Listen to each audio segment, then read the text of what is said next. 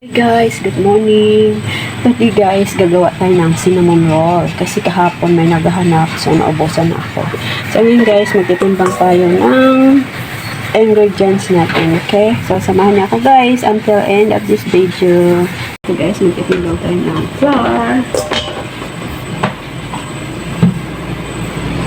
Ito guys, so kailangan natin salain ng kanina kasi pag hindi natin sinala, minsan meron mga bukbok or mga parang uot.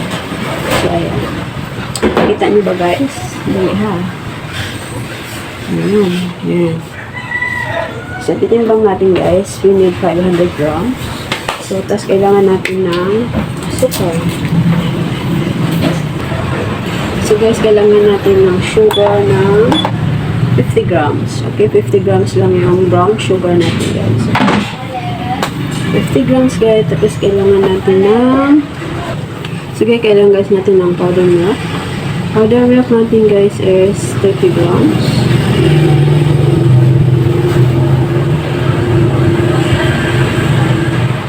Ayan guys, 30 grams. Yes. Tapos butter guys, okay? So, magpinta tayo guys ng salt. 5 grams. Kailangan natin 5 grams of salt. So guys, 5 grams salt natin. Ihalo na natin dito. Tapos, kailangan natin ng yeast. Ang yeast natin guys is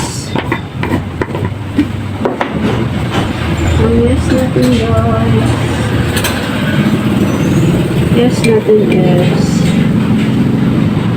8 grams. Ayan, 8 grams yung yeast natin. So, ito guys, yung yeast natin, ilalagay na natin dito. Tapos guys, water. Ang water natin is 200 grams. So, kayo na guys, bala kung gusto niyo water or fresh milk. So, okay lang yan. So, ako gamit ko guys, water. Kasi para yung presyo natin is hindi siya. Masarap din ito siya guys kasi gumamit naman tayo ng powder milk. So, kasi gusto nila yung mga affordable price lang. So, ayun. Gamit naman tayo ng water kasi may milk naman tayo dito. Okay, kung wala kayong milk powder, so gamit kayo ng fresh milk or evap milk. Okay? So, gawin natin guys, yung ano natin is 200 muna guys. Tapos dagdag na lang tayo guys mamaya pag kulang. Okay? So, ngayon, isasalang na natin. Anyway, yung butter pala natin guys is 30 grams. So, last ko na yung guys na ilalagay. So, ang gagamitin ko is margarine. Okay? So, guys, ito na guys. Tapos na natin ano sa machine natin. Alam mo ba yung window? Yung guys, oh. Wait. Hindi pa yata guys. Mga like 30 grams. So, dahan-dahan nyo lang guys. Window shield. Ayan guys. So, okay na siya. So, ayan guys. So, dahan-dahan nyo lang. Around until the boil size. Like 1 hour. Depende guys sa lugar nyo kung mainit sa inyo. So, mabilisan lang yun. Kung malamig naman. So, siguro matagal-tagal. Okay? So, ayan guys. So, ilalagay natin guys. Nilagyan ko guys siya ng konting oil. So, spread nyo lang. Tapos, ilalagay natin siya dito. So, ipaparize natin guys siya. Okay? And see you later. So, yan guys. Tatakpan lang natin para mabilis siya na ang feeling ng ano natin, cinnamon roll. So, meron akong brown sugar at saka cinnamon. So, bali ano guys, 135 grams na brown sugar, dark brown sugar, pero wala akong sobrang dark guys, so tama na. Tapos 12 grams na cinnamon powder. Ayan guys, just mix it. Mix lang natin. Ganun lang siya guys, mix. Tapos isisit aside natin to. I-grease natin yung okay guys. So, ito guys gagamitin ko. Pero I think dalawang gagamitin ko na ganito guys. So, ngayon, i-grease natin ng margarine or butter. Okay. So, special margarine guys ginamit ko. Ang ginamit ko ay Gold Life sa high cut guys. So, ito guys, maganda itong margarine natin. Premium non-ref margarine. Okay guys. So, ayan. So, So, ayan, i-grease natin siya. So, i-grease lang natin siya. Ay, para hindi siya dumikit. Okay? Ayan. Ayan, guys. Tapos, dagdagan po natin. So, ayan. So, alin natin sa tabi, guys. So, para hindi siya dumikit. Pag mapunta siya sa gilid, ilagyan natin ng kahit manipis lang, guys, dito sa mga tabi-tabi. Ayan. At talaga yung ano natin. Ayan.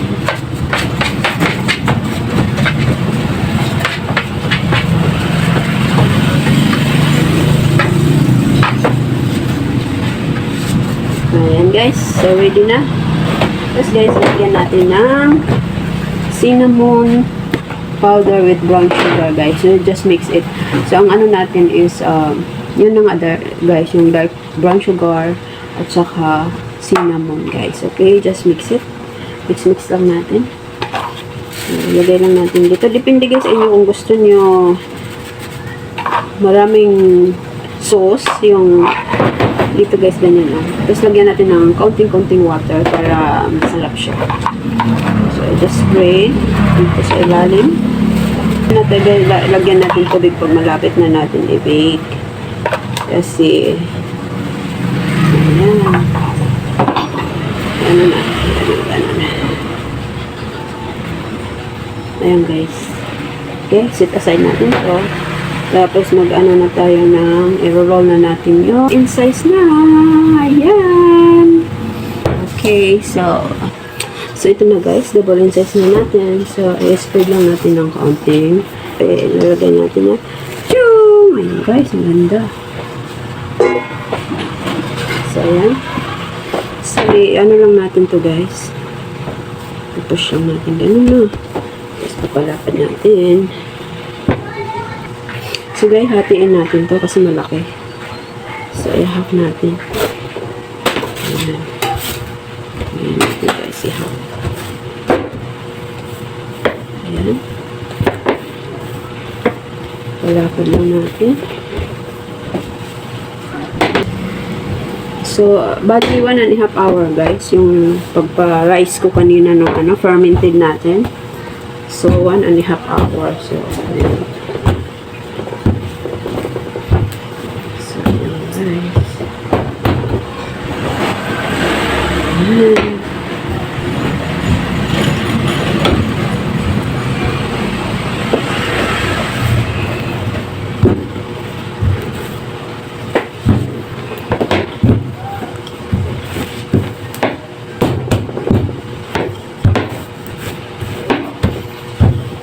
Guys.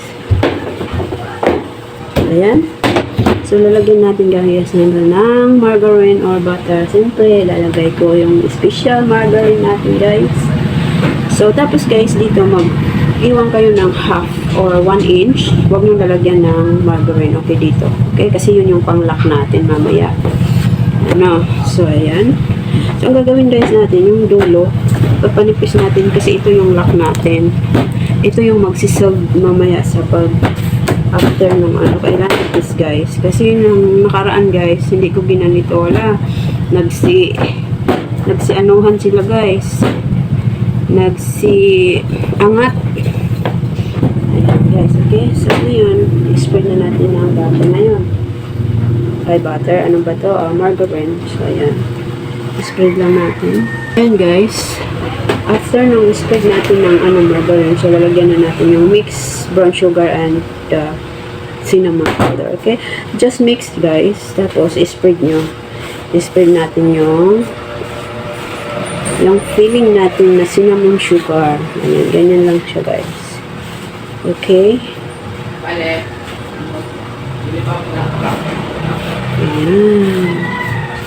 So, ganun lang siya, guys. So, kaya, guys, dito sa filling natin, depende yun sa paglagay nyo. Kung gusto nyo matamis, dagdagan nyo. Kasi, di ba, kanina sa doon natin is 50 grams only yung sugar natin. So, ibig sabihin hindi siya matamis, sobrang tamis. So, dito tayo kukuha pa sa filling natin. Okay? So, guys, kung gusto nyo maglagay ng nuts or something, pwede nyo, guys, lagyan. Okay? Or, raisin, mga ganon. So, pwede nyo guys lagyan sa mga dito. Okay, so next time guys, wala kasi akong nuts. Gusto ko lagyan ng nuts sana dito, pero wala akong nuts. So, ayan, next time, gagawa tayo ng ganon. Okay, so i-roll na natin ito guys. Parang wala na. Yung lang mo. Ha? Yung wala na araw.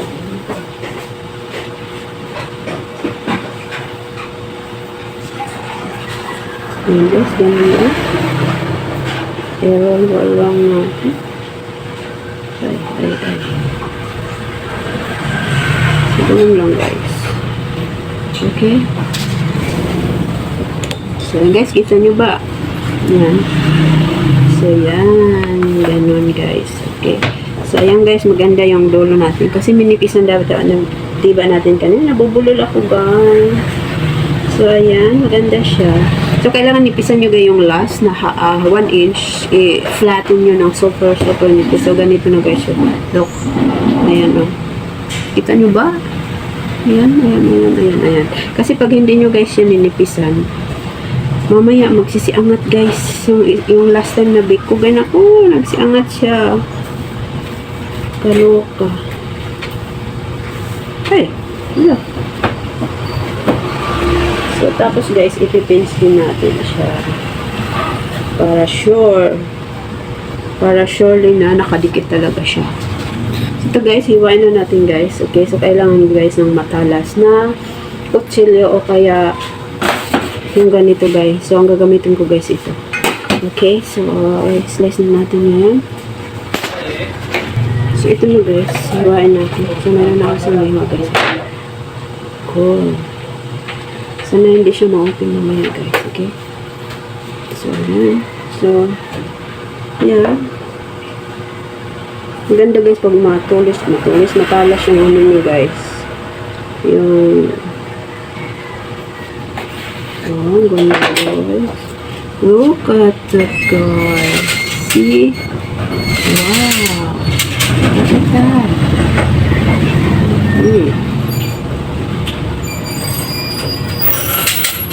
Siwain lang natin. So guys, so ito na guys, nagawa na natin. So gagawin pa natin isa. Okay. Guys, ito guys, binaliktad na natin. Ayan. Tapos ito naman yung babaliktarin pa lang natin. Guys, ayan. Super yummy guys. Ayun. Grabe, ang sarap. Lalagyan pa natin mamaya ng topping. Okay. So, ayan guys, yung hindi pa natin binaliktad. So, ito yung binaliktad na. Oh my gosh. I'm so excited to eat.